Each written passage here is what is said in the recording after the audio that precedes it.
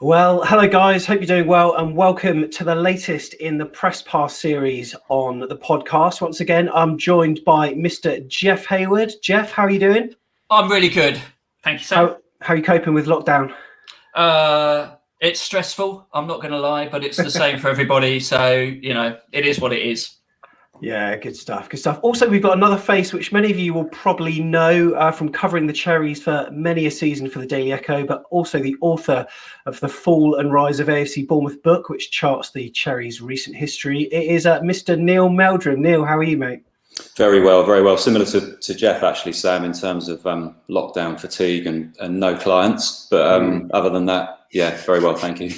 Good stuff, good stuff. So just to give viewers a bit of perspective, from what I gather, Neil, you grew up in the New Forest. This does sound a bit like this is your life, but you went to Bournemouth University, same as I did, actually, but you did multimedia journalism.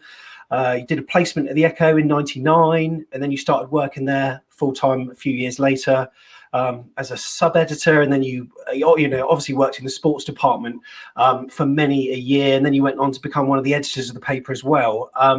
These days, which I'm sure we'll talk about, you've gone your own freelance route. But after your stint at the Daily Echo, well, sort of as you crossed over, you were focusing on writing a book called The Fall and Rise of AFC Bournemouth, which I think you released that in 2018, did you? Yeah, 2018, yeah. Yeah, and I mean, being local, Jeff's got the book there. Good man, good plug. You had sort of unique access to the club, didn't you? And you were very well placed to write a book on it. Where did you get the idea for doing it in the first place? I think it was an idea that had been with me for some time, actually, but not one I was able really to act upon while I was at the Echo. Journalists often get tarred with the lazy brush, but that's not true, actually. And then Jeff would be able to testify that, I'm sure, working in PR. Busy times. So certainly no time to write a book. So really the only window of opportunity that I had to do it, even though it had been in my head for probably, if I'm being honest, it had been in my head probably for kind of 7 or 8 years, really, since those terrible times under Sports 6, which form, you know, the vast majority of the book. So yeah, it came to me in the shower one morning. I thought, yeah, I'm going to do this. Wanted to do it for a long time, and unfortunately, I was able to walk away from the Echo with a little bit of money to keep me ticking over as a redundancy package, and had the opportunity to do it, which was great. Then it was just a case of turning it around in time for the publishers. For anyone who hasn't read what the book's about, can you give us a little summary, Neil? Yeah, it covers, I guess, the kind of 6 or 7 years between the relegation from League One to League Two under Kevin Bond, right the way through to the first Premier League season in 2015-16. So it's 80,000 words based on 7 years of ups and downs, which most of the fans will be able to testify, just how that period was in terms of drama. Certainly working as a journalist, it was the privilege is probably the wrong word, because it was really, really difficult on the supporters much of that time. But actually, as a journalist, those are the things that you want to be there and covering those. So it was a fantastic kind of time from a professional perspective, but as someone who kind of very much grew into a fan of the club over that period of time, it was difficult to see as well. It's from an author's perspective, in the last 25 years, I mean, even in that sort of a quarter of a century, we've had an awful lot of things happen to the club, which is absolutely gold dust, surely, for a journalist who's looking to write stuff. I mean, there's not much that we haven't achieved or done in those 25 years. It must be, it must be pretty good material for you. Yeah, I mean, I probably could have gone further back, actually, back to the kind of the days of the buckets in the winter gardens. That kind of stuff is mentioned in the book, but unfortunately was kind of before my time. And the book is very much a recollection of my experience and my memories of those times. Obviously having and also speaking to some of the key figures who were involved. So I didn't really feel like I could go back any further than I did, really. I needed to kind of start 2007, 2008, which is when I really started covering the club properly. But yeah, I mean, Neil Perrott will tell you, who obviously was at the Echo a lot longer than I was, just what those days, even before I arrived, what those days were like. And, you know, the fans would probably actually say that those days were perhaps even worse in terms of what they went through. And you guys all know, having been fans a lot longer than I've been around, you'll know what it was like even before those times, I'd imagine. Well, certainly. I mean, I remember those days from the first Great Escape, and it was kind of weird reading your book because you were referring to the -17 as the greatest escape, and those of us who were there back in '95 thought that was pretty amazing, and those times wouldn't be repeated. But it was, it was quite amazing how it all came back again those years later that you're starting the book in. Yeah, it was. I mean, I said in the book, I genuinely believe, and I still stand by this, that it's the greatest achievement in football. I genuinely believe that. You know, a lot of people compared it with what Leicester did when they won the title, and there's been other sporting achievements that a few of which I kind of alluded to in the book. But I genuinely believe that where they were, hanging on by a thread like they were around kind of 2008, 2009 to get to where they did in the time that they did it, I genuinely don't think it can be beaten. Whether it ever will be, possibly, but certainly at this moment in time, for me, it's the greatest football and British sporting achievement. I quite agree. What do you think, Sam? Yeah, I mean, how long did it take you to put all that together? Because it all happened, you know, a lot of things have happened over a very short space of time. For instance, but you know, the -17, what was that, 2008 or so, and then, you know, less than 7 years later, about 7 years later, we're getting promoted to the Premier League. I mean, how long did it take you to actually write the book? I started writing it in December 2017, which was sort of a month after I left the paper. Although I kind of started thinking about chapter plans and how it was going to be structured and who I was going to need to speak to, and tracking some of those people down as well, because obviously a lot of them had disappeared to pastures new. But yeah, it was finished in July of 2018, so it was kind of 6 months really, from start to finish, including the research time and like I say, traveling around to try and find people. So yeah, 6 months turnaround. But I think actually it was interesting, actually, Sam, that you mentioned the time frame. I think the time frame actually helped me do it so quickly, because it was still so fresh in my mind, for being such a short period of time, a kind of 6 or 7 year period. And that definitely helped. I think if I'd been trying to reflect on things that had occurred 10, 15 years before, I would have been struggling a little bit. I mean, even thinking about coming on this podcast, I was thinking, God, can I remember everything? You know, because it's been a couple of years since I spoke to anyone about the book, really. And going back to those days, what are your most vivid memories from that time of -17? I don't remember a huge amount about that many of the games, actually, if I'm honest. The things that really stand out were Gerald Krasner's press conferences, actually, funnily enough, which were memorable, each in their own right, to be honest. Is that story as true as Jeff Mostyn says it in the documentary, i.e. it was almost an ultimatum? He was standing at the back of the room and it was either a nod or a shake of the head. Was that literally how it was?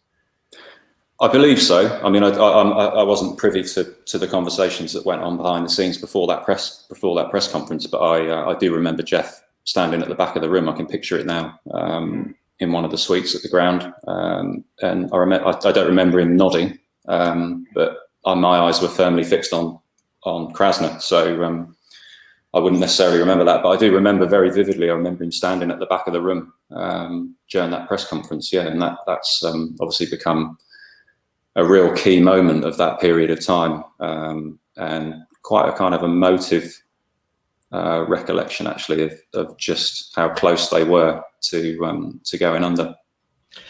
What was your take on Jeff Mostyn at the time? On a personal level, always liked Jeff, actually. Always got on well with him. We had our ups and downs from time to time, as you would expect, particularly during the Sports 6 regime when he and Steve Sly were still kind of involved and on the fringes of things. But yeah, I mean, Jeff gets a lot of flack, actually, and a lot of criticism, or has done over the years. But looking at it in its purest and simplest form, if he doesn't put his hand in his pocket when he did put his hand in his pocket, then we wouldn't be here today talking about everything that came after. So I'll always have a lot of respect for Jeff for what he did, because he's an experienced businessman, but he would have had no idea on whether he was going to see any of that money again. Obviously, I guess he's doing rather well these days. But who could have ever predicted what followed? And I genuinely believe he's got a real love and a real affection for this football club. And I think anyone who questions that, frankly, is mad. So, I mean, how cooperative were the club when you were writing this book? Were they sort of keen to retell the stories? Because in the documentary, at least, they reveal some quite candid details. For instance, they're making up stories about the club shop roof leaking in order to keep sort of fans at bay on social media, etc. How open were they to doing the book? They were good. I mean, a lot of the people that I spoke to had moved on. So the likes, a lot of the players, the likes of Marvin Bartley, Lee Bradbury, obviously had a fair amount to say, but they'd all moved on. So I guess they kind of felt that they could be a little bit more open and a little bit more transparent about some of the things that went on during that time. I certainly learned. I felt like that myself, Neil, Ian Wadley, and the other guys at the Echo who were around during that period were fairly well abreast of most of the stuff that was going on. But I learned, at least 1, 2, 3 things from everybody who I spoke to during the research for the book that kind of made me go, wow, I didn't know that. The people that were still involved at the club that I spoke to, so the likes of Jeff and Eddie, Steve Lovell, people like that are still there, were really embraced what I was trying to do. Jeff himself was very, very open and honest about everything that went on during those difficult times, as was Eddie, as was Steve. So yeah, they welcomed me with open arms, really. I think they were a little bit disappointed about some of the chapters and some of the kind of things that were mentioned in the book afterwards. So they did unfortunately choose not to stock it in the club shop, which is absolutely their decision. But in terms of the actual research phase of the book, they were very welcoming, very helpful. Eddie gave me a lot of time. Busy Premier League manager, but really welcomed me in and did a fantastic job with his memories of everything that had gone on. I think that was one of the things that I really enjoyed, was reading those interviews with not the stellar names, Shwan Jalal as well as Marvin Bartley. I mean, you've got Tommy Elphick and Eddie and Steve Fletcher in there as well, we should say. But how did you choose the players that you interviewed? Was it personal connections that you already had through working at the Echo, or something else? Yeah, they were all people that I felt that I had a good relationship and a good rapport with. But they were, and there were a lot of those. I mean, we had a far greater access to the players and the management staff back in those days than perhaps the guys do now. It's run far more professionally now, as it should be, being a Premier League club. But I mean, back in those days, you would just turn up at the training ground and grab whoever you wanted, really, and it was an opportunity to build kind of personal relationships. Trust is obviously very important in the kind of footballer journalist or manager journalist relationship, and I was lucky enough to build up good relationships with some of those guys, so the personal connections certainly came into it. I also went for people who I knew would speak well, which is really important. Obviously I needed to get the material that I wanted in order to produce the book that I had in my head, and that formed the basis of my thinking as well. And then obviously there were key people that you couldn't avoid speaking to, so the likes of Eddie, obviously, and Steve Fletcher, were key figures. And actually, not speaking to them would have meant that the book was nowhere near as well received as it has been. It's quite interesting as an Echo journalist, because I was chatting to Chris Temple recently and a few others. How much have you ever felt as a journalist that you've needed to sort of pussyfoot around the club in order to not get banned? Because I remember, back in some dark days, I'm not sure if they were before your time or not, there was a ban temporarily for the Echo where they couldn't attend any of the press conference, the press conferences, for example. So when, for instance, there are these mystery takeovers with consortiums called Sports 6 that you don't know anything about, how cynical can you be, and how pressing can you sort of be with that? Well, we're naturally cynical anyway, I think it's fair to say. I think that does come naturally. I think going back to the ban thing. The ban thing actually it was very much in the middle of my time. I was sports editor at the time when the kind of very public ban came in. I think there had been kind of previous scrapes with the club before my time as well, but nothing quite with what we faced when we were banned from covering games. So we missed best part of 2 months of that season not covering games. We didn't actually mention the club at all in the paper, and yeah, there it is. Blimey, is that when it was? 2012. Yeah, that's right. Yeah, just a quick Google. There it is. Yeah. Yeah. Wow. So yeah, I mean, we actually turned the tables a little bit on the club, or we tried to. That was sort of very much our stance. Was this is how much you've earned from free editorial during very, very difficult times. And this is what it would have cost you in advertising revenue. So if you want to feature in the paper, put your hand in your pocket. That was kind of the stance that we took. And I think it did rock them a little bit actually, but we didn't get back in actually until later that season. I think. Trying to remember when it was. It must have been right at the end of that. I think it was the last 2 or 3 games of that season. And by that point, Paul Groves and Sean Brooks were in charge. Lee Bradbury had gone. So yeah, they were interesting times. Sports 6, kind of going back to your mention of them. I think if we're being honest, and I think if you asked Mr. Perrott the same question, I think we both called Sports 6 pretty early on, actually, as blaggers, essentially, for want of a better word. It was just, you could just tell from the sound bites, and they were very, very, and you'll get this side, Jeff, being a PR man. It was very, very slick.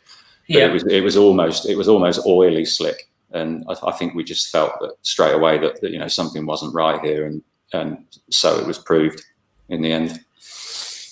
Yeah, I think the way you presented that whole section of the book was fascinating. Really, I mean, we were as fans. You get a different perspective, don't you? As fans, you see these sort of companies come in and think, oh, they could be the White Knights, they could save us, and then suddenly you realise that actually they're not delivering on what they promised, and a pattern starts developing, doesn't it? Mm. Yeah, I mean, I should point out, I don't think I'm not saying that we were kind of geniuses for working them out early on. I think most of the supporters felt the same very, very early on in that phase of the club's history. And obviously our job was to kind of reflect the views of the supporters who frankly had been through enough and ask the right questions, which I think we did by and large. I think we would always get criticism for perhaps not delving as deep as we could have into what was going on at that time. But I think that's part of the course, unfortunately, when you're a reporter or a journalist. I thought one of the other things from that time was when Eddie is given the job at minus 17 and brings in the loan players, you forget where some of those players came from, and you're really good at actually picking out people like Liam Feeney, for instance, and how sort of unknown and unheralded they were, and yet from a squad of lone players to bring together what he did was well, the guy's a genius, I think. Yeah, it says a lot about Eddie, and I think actually he's gone on to do that with the players that he had kind of from the League One Championship to Premier League days. Really, I mean, he's turned Championship players at best, at first glance, into established Premier League performers. So I think that's his biggest strength is working with what he's got and making it better. And the guys that you mentioned from those days, the likes of Mark Molesley, Anton Robinson, Liam Feeney, fantastic players. He brought in players who had that real kind of hunger and desire coming from where they did. And clearly, you can have all the hunger and desire in the world. If you can't reach the level, then that all goes to waste. So clearly he knew that these guys were going to be able to perform as well. But I think his whole theory for how they were going to get out of that situation that they found themselves in was bringing in people who he knew were going to work together and really have that hunger to achieve something. It's quite interesting because when I was chatting to Jeff earlier, he mentioned a couple of characters by the way of Lee Bradbury and Eddie Mitchell. And through reading your book, he said that his opinions of those people changed. Now, just before Jeff comes in, obviously the central person to this whole story is Mr. Eddie Howe, of course. Obviously, when you're seeing promotion just a season after the team nearly dropped out of the Football League and then the subsequent promotions, at what point are you thinking this Eddie Howe guy is special? Because there have been managers that have done really good things before and then they drop off and you think, well, that was just a purple patch for them, but it was relentless improvement from Eddie Howe. At what point do you think, okay, this guy's the real deal? Well, it's probably worth going back to when he was appointed on New Year's Eve, actually, and I think we thought they were screwed, I'll be honest. I knew Eddie beforehand from his work with the youth setup. Not so much as a player, because he was coming to the end really when I started covering the club in that kind of short stint that he had when he came back from Portsmouth. So I wasn't lucky enough to see him play, actually, which is a real shame because I know he was a real warrior. But as a manager, he was going to take the Wimborne job. So that tells you everything you need to know. He was going to take it, and I'm sure he would have taken it. And where would he be now? But yeah, we thought they were screwed. Minus where they were and bringing in a rookie manager like that, with a squad full of the people that we mentioned who clearly we didn't know that were going to be the successes that they were at that point. We thought they were screwed. But yeah, I think quite quickly after that season, I think during that season, I think we thought they pulled together. They've done fantastically well, but let's see what happens now, because actually staying in this division for another season is going to be a tough ask, because things weren't getting any better really off the pitch. But I think it was probably after that League Two promotion that we thought, yeah, he's got something here. They're on to something here with this guy. And of course, we were on the cusp of promotion to League One, weren't we, when Burnley, plucked him out. And obviously, some of the managers we had in between, sort of Lee Bradbury and Paul Groves, and Eddie Mitchell was a figure that was very much at the centre. And Jeff, through reading the book, you were saying that your opinions shifted on a couple of those. Yeah, I always remember Lee Bradbury when he got appointed. It felt like he was the continuity candidate. If that's what the club were trying to do, promote somebody from within who'd been obviously liked as a player. And I remember he tried to keep the same kind of vibe going, was obviously tactically trying to follow what Eddie was doing. But for some reason, I think this is why Eddie is so special, Lee Bradbury didn't have it. And it was that I thought was interesting, but he had quite a difficult relationship with the Echo and you guys, Neil, from that book as well. Yeah, very difficult. I think Lee was the natural choice when Eddie departed. He was really the front man in the dressing room at that time, an absolute model pro. I remember we went down to Southampton University we used to do a few pieces on of video journalism, God forbid, back in those days. And we weren't very good at it, but we went down to Southampton University and they were doing the oxygen tests in the pre-season to kind of test out where the players were at after the summer. And Lee he monstered everybody on those tests, despite being, by far and away one of the oldest members of the squad. The young guys couldn't keep up with him. He's an absolute model pro, and a real leader as well. And I'll always respect him for the way that he adapted to play at right back, when quite clearly he would have rather been taking the plaudits as a centre forward, and he just got on with it, and he was absolutely the natural choice. But I agree with you, Jeff. I think it became clear quite quickly that he wasn't going to be able to replicate the success that Eddie had, and it did start to feel like a bit of a stopgap kind of measure, really. Yeah. And then Paul Groves. So nobody in the fans at the time really rated Paul Groves and Shaw Brooks. You know, you could quite clearly see that they were not natural people, relationship people, which I think you need to be as a manager. But it was interesting that obviously Paul Groves was the man responsible for signing Tommy Elphick. What a key player he turned out to be. So, you know, it's that sort of reappraisal that I think is really interesting from the detail of your book, that you kind of you forget what those guys actually did and how those building blocks were instrumental in what Eddie later achieved as well. Yeah, I mean, from a journalistic point of view, actually, Paul and Sean's reign was one of my favourite, actually, because it was just with Eddie Mitchell at the helm in the boardroom as well. You really didn't know what was going to happen from one day to the next, and I actually enjoyed that. Purely from a professional point of view, I enjoyed that period probably more than the Sports 6 kind of Krasner reign during the administration. Really, it was just mad. And I think Shwan Jalal's chapter in the book is probably my favourite chapter, because it really does reveal some of the stuff that was going on. And I suspect that it was probably that chapter that perhaps upset the club a little bit, in terms of when the book came out, which is is understandable. But some of the stuff in there is golden, really, with the likes of Frank Demouge and his knees, and it's. I mean, we knew all that stuff anyway, but obviously it wasn't anything that we were really able to publish from a newspaper point of view. But when you move on to books, it gets a little easier. Well, Eddie Mitchell, again, his public side was controversial, and yes, he got us in the national media, so thanks for that, Eddie, but not for necessarily the right reasons.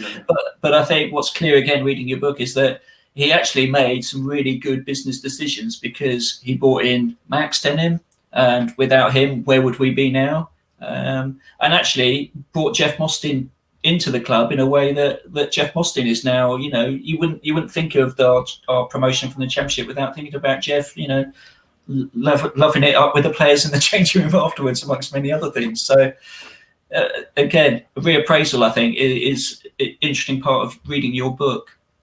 Yeah, I think, the relationship with Eddie Mitchell was always a bit of a strange one, really.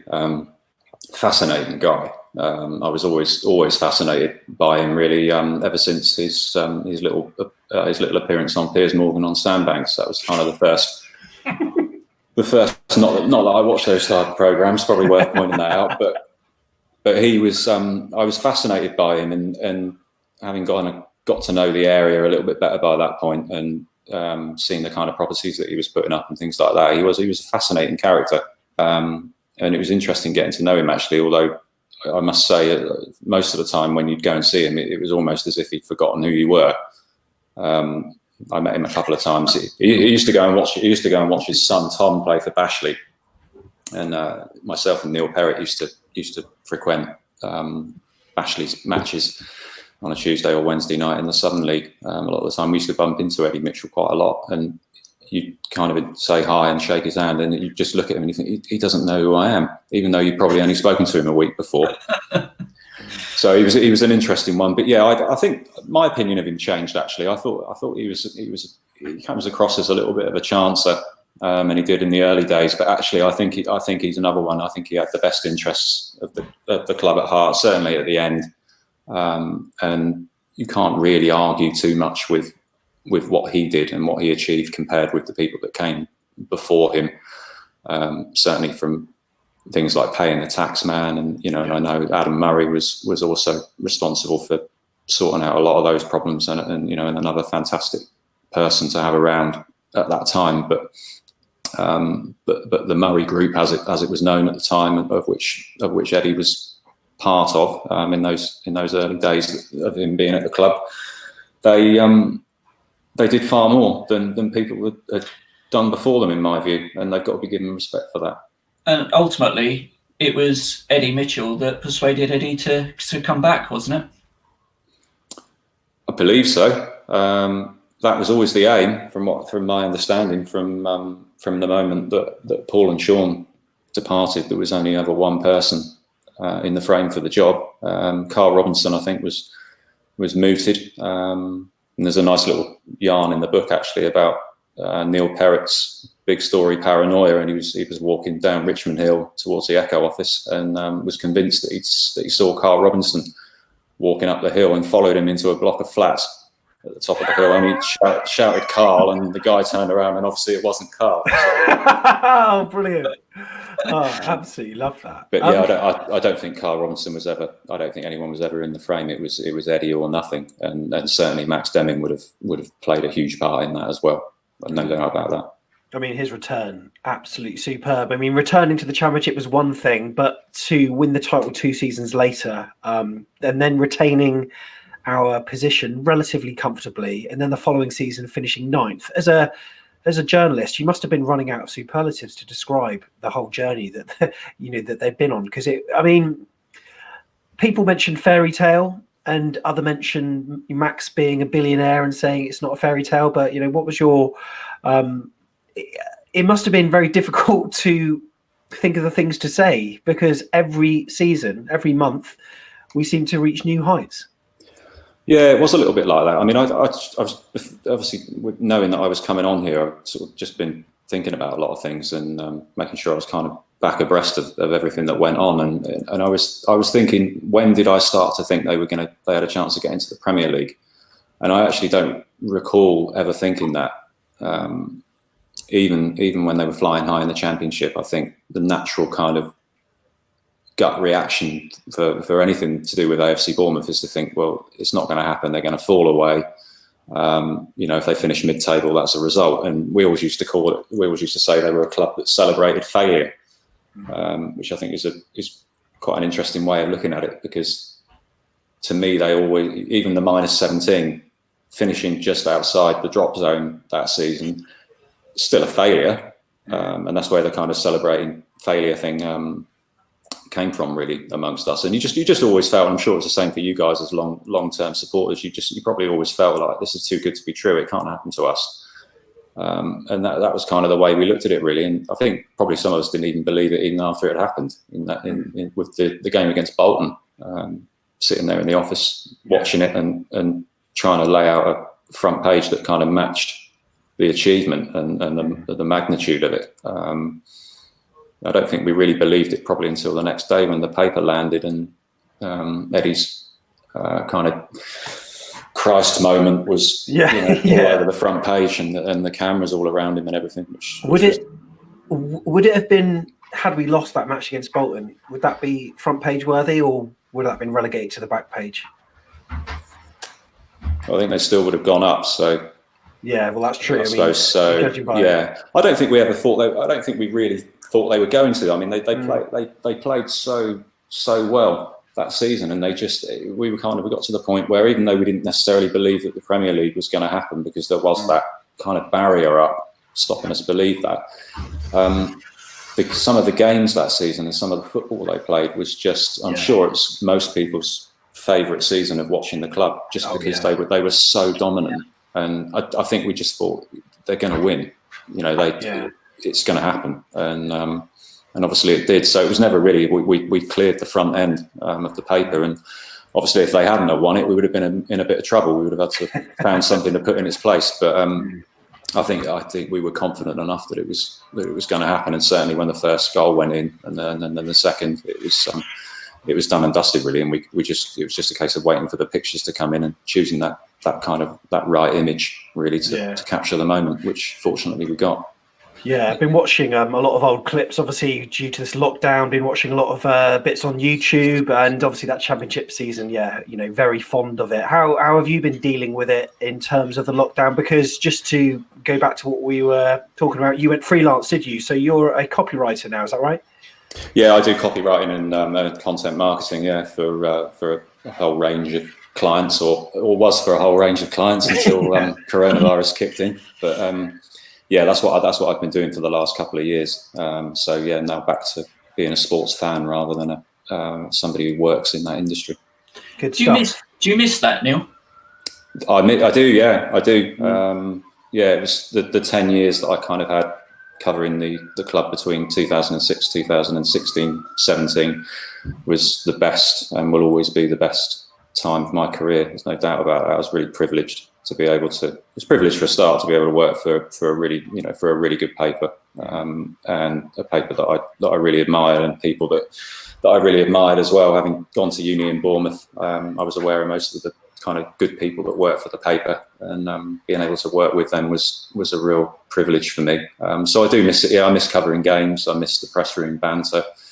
I miss chatting to the players. Yeah, I miss it all really. I think when you've done that kind of job for 10 years or longer, it does kind of change your mindset in the way that you approach sport on the telly and things like that. You do kind of lose that fan feeling. You look at things kind of a little bit more black and white, and I've kind of just started to get that back actually, and get excited about matches, excited about other sports again as a fan. And then of course all this stuff kicked in, and there's no sport to watch. So yeah. So just before we wrap up, for anyone that hasn't read your book and wants to, what's the best way for them to get hold of it? Best way is probably on Amazon. So hard copies are still on Amazon available. I'm not sure what the price they are now. Probably full price, I would have thought, $18.99. But there are discounts from time to time, or you can buy it direct from the publishers, Pitch Publishing. It's in the shops, so it's all in the usual places in Bournemouth and Poole, those kind of areas. I think possibly as far as sort of Southampton. It's in WH Smith and Waterstones and places like that. So it's available in most places in ebook and hard copy format. And did you make a fortune from it? No, you obviously don't follow me on Twitter, Jeff. No, I do, and I remember seeing that tweet. Yeah, I made in the first. It came out at a strange time, and the way the accounting process works is a little bit odd. I won't bore the people that are watching this with all of that, but in February just gone, I got basically my first year's sales. Did a couple of thousand copies, which is good. I thought 2,000, 3,000 copies would be a good result, and that equated to £324 in royalties after a small advance as well. So you don't get rich writing books. No. Okay. But that wasn't what it was about. So no. Well, you certainly brought the story to us well, and have done over the years in your articles in the Echo. Neil, I've got to say thank you so much for coming on. It's been an absolute pleasure to chat cherries with you. Pleasure being on. Really appreciate you asking me. It's nice to go back and talk about that kind of stuff again, because like I say, it's been a couple of years since I've done anything. So really nice to sort of revisit those memories. So really appreciate you having me on, guys. Thank you. No worries. Jeff, thanks very much for coming on as well. Thank you, Sam. Been good to revisit those times again.